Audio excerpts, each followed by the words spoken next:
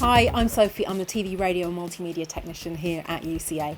When I was at the BBC, we used to do quite a bit of filming on one of these, a mobile phone. And for most of us right now, it's probably your best bet if you want to get out and do some filming. So I've thrown together some tips. Some of them might seem a little bit obvious. Believe me, they are not to everybody. And also, it's by no means comprehensive. Every single phone is different. They all have different features. But hopefully these tips will be enough to get you going. First up, clean your lens. This thing either hangs out in your hand or your pocket, so it's going to be covered in crud. Just give it a wipe.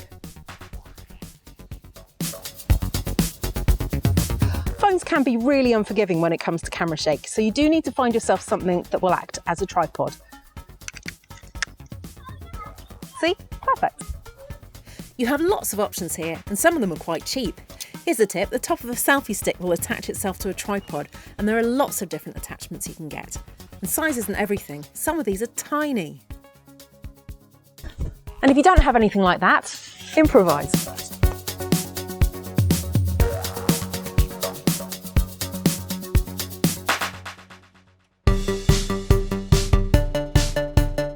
Turn on flight mode. Most phones can cope with filming through a call, but there are other distractions. And action!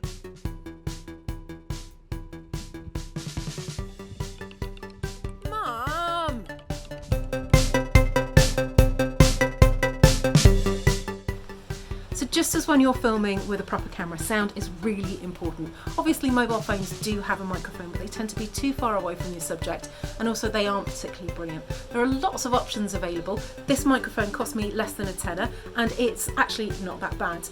You do need to make sure though it has the right connector. It needs a 4-pole connector to go into a mobile phone. Most microphones these days do come with an adapter, but you do need to check. Failing that, if you can't get hold of one of those, you could just use the headset that came with your mobile phone. It's got a pretty good microphone and it means you can get it closer to your subject. Failing that, you could just record something externally, for example on another mobile phone, and just have it closer to your subject. Get to know your settings. All phones are different and will have different features. Have a play with yours and work out which one's going to work best for you.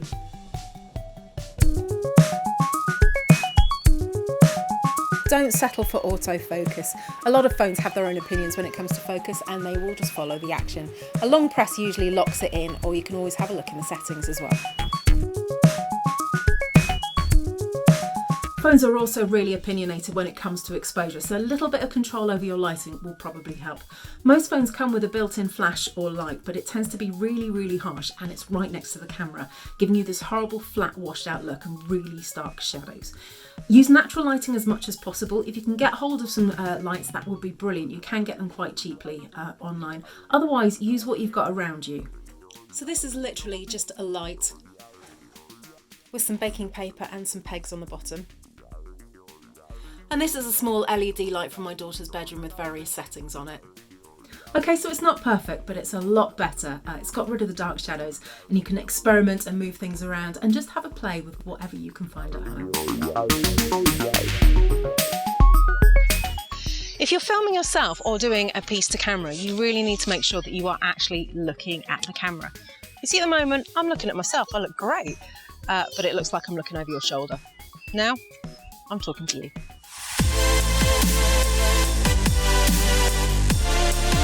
Don't use the zoom on the phone. Just don't do it. If you need your subject bigger, get closer if it's safe to do so.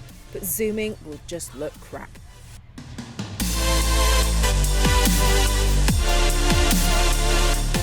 If you've got expandable memory, get yourself a nice big memory card. You're going to need a lot of space to record those films. If you don't, you're going to have to clear some space. And all those selfies, well, they're going to have to go.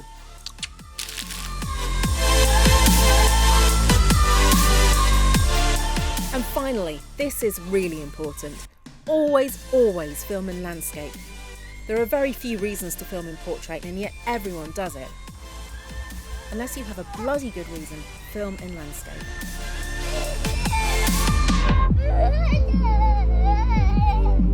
Well, I hope these tips have been helpful and enough to get you started. So get creative, get filming, and have fun.